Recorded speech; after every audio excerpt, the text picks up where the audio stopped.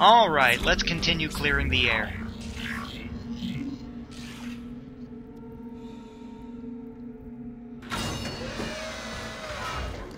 These little things have a large orange bulbous growth at the end of one arm. That growth explodes easily, and if you let them get too close to you, they'll use you as an expendable detonator. It's best to shoot the growth while they are far away, killing them and other enemies near them.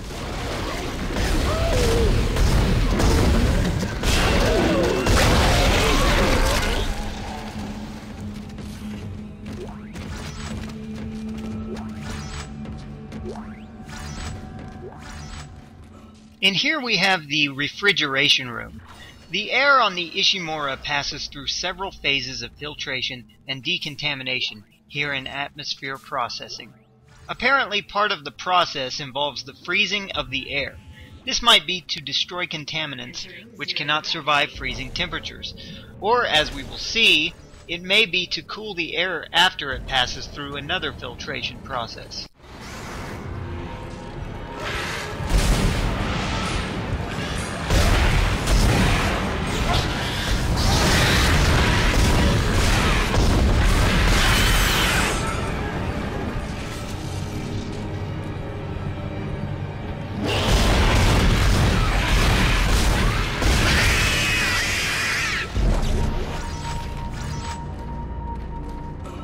Exiting zero gravity. Entering zero gravity. These walls I'm going through are probably giant screens of cooling coils which are doing the actual refrigeration of the air.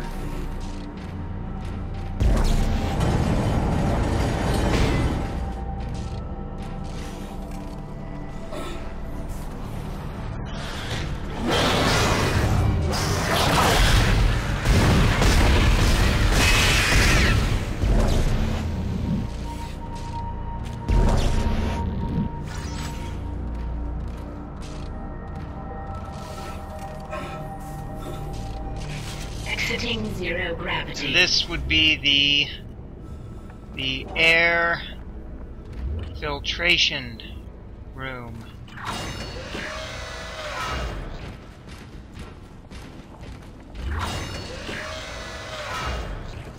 Warning. Air filtration system still active. Entering filtration tubes is extremely hazardous. God almighty! That's one hell of an air filter!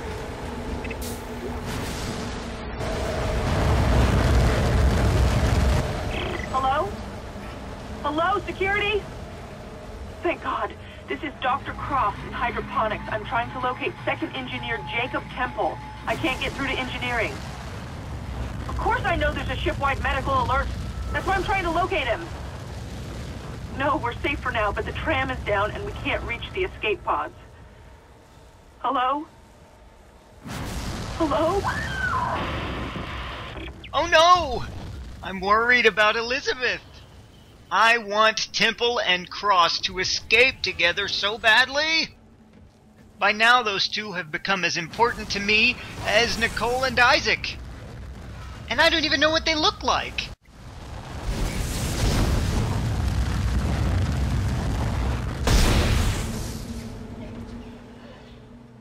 So this air filtration room may be the real explanation for the refrigeration room. Air may, understandably, need to be cooled after passing through here. Today, there are air purifiers which use shielded UV heat lamps to purify air and roast contaminants. This filtration room must operate under the same principle. A ship the size of the Ishimura probably would employ an air purification system of this kind, rather than relying on filters, because this system maintains itself and doesn't need to be replaced frequently the way ordinary filters do.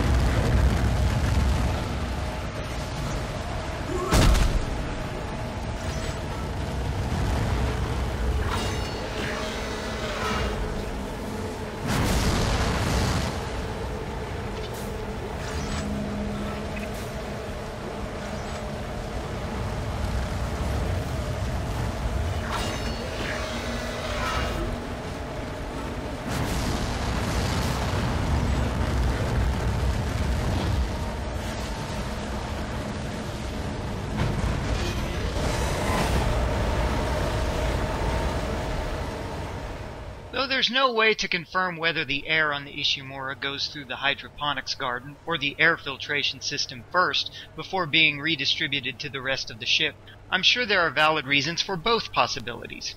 They might purify the air before supplying it to the plants for oxygenation in order to avoid contaminating the plants with airborne pollutants and dust from human skin. However, they might instead purify the air after it leaves hydroponics in order to rid the air of plant-based allergens, such as pollen. I suspect that the filtration and then plants is the most likely direction of airflow, as the plants can be engineered to minimize pollen and other allergens. By now you might have noticed the sounds of jungle wildlife in this area. It's difficult to say whether or not those are actual animals, but I suspect they are recordings. It could be that crew members sometimes come to this part of the ship to feel like they're on Earth. I expect the hydroponics staff likewise get as annoyed with the jungle recordings as other crew members get comforted by them, and probably find it equally therapeutic to leave hydroponics and relax in silence somewhere. Then again, it's equally possible that they've grown so used to the noise that they simply tune it out and go about their work as though it isn't even there.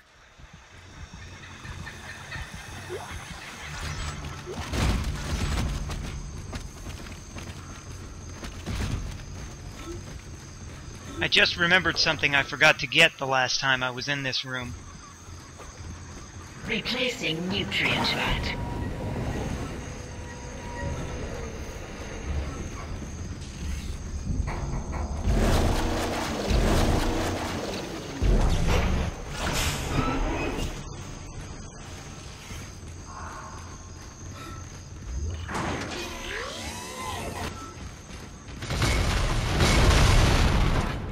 Probably just the wind.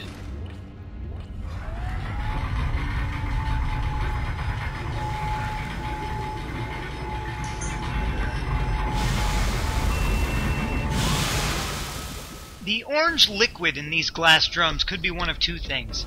Either the nutrient solution that the plants have their roots submerged in, or it could be another stage of air filtration.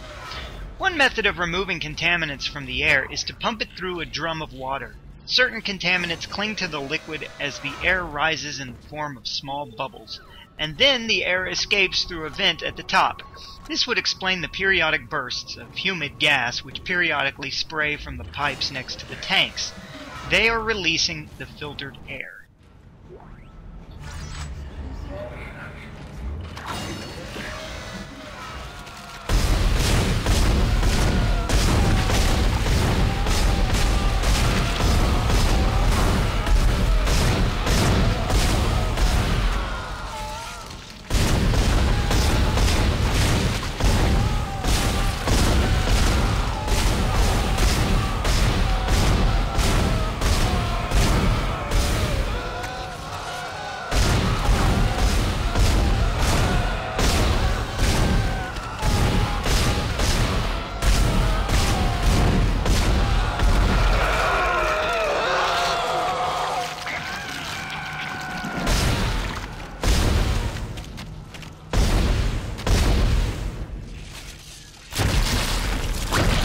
I really don't like these things. They're a real waste of ammunition.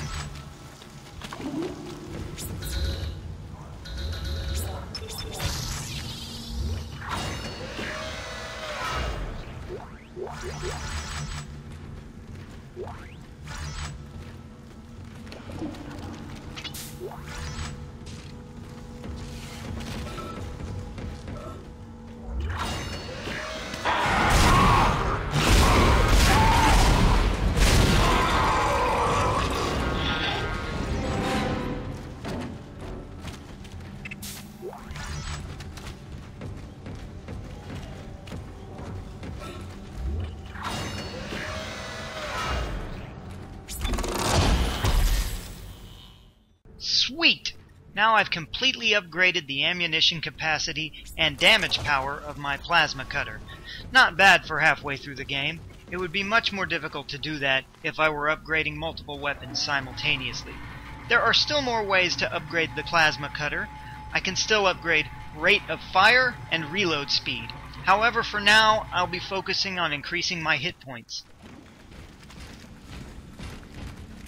Vegetative anomalies detected in the East Grove chamber.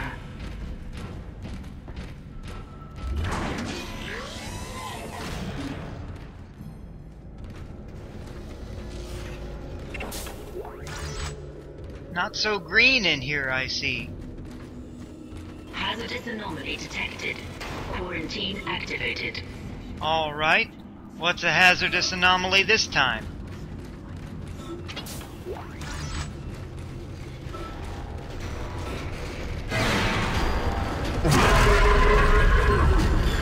Oh, one of those things.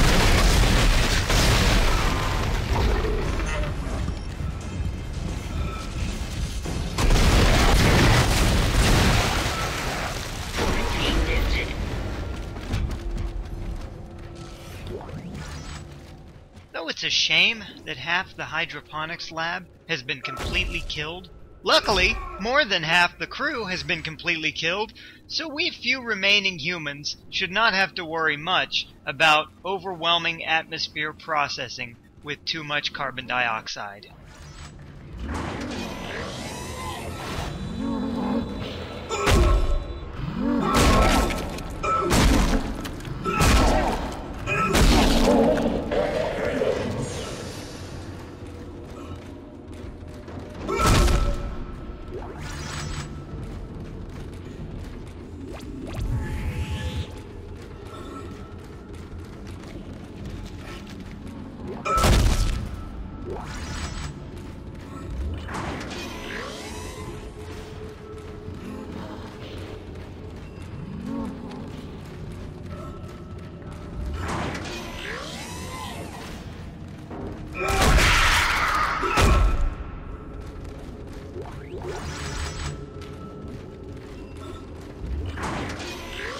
I see the jungle sounds have gone away with the plant life in here. This does not necessarily mean the jungle sounds were actual wildlife and not recordings, as most of the lights in this room have lost power too. Chances are the necromorph infestation killed the speakers. I wonder if this room used the same jungle sounds as the other room. Maybe this one used soothing instrumental music instead, or perhaps it was silent, just like it is now. We will never know, so I'll just break the silence with a little foreigner. Say you will, say you won't, make up your mind tonight. Say you do. Hydroponics log, Dr. Cross reporting. Something huge just slammed into the hull near food storage. It wasn't a rogue asteroid. I know what that sounds like. But it was big and heavy. I'll report again when I know more.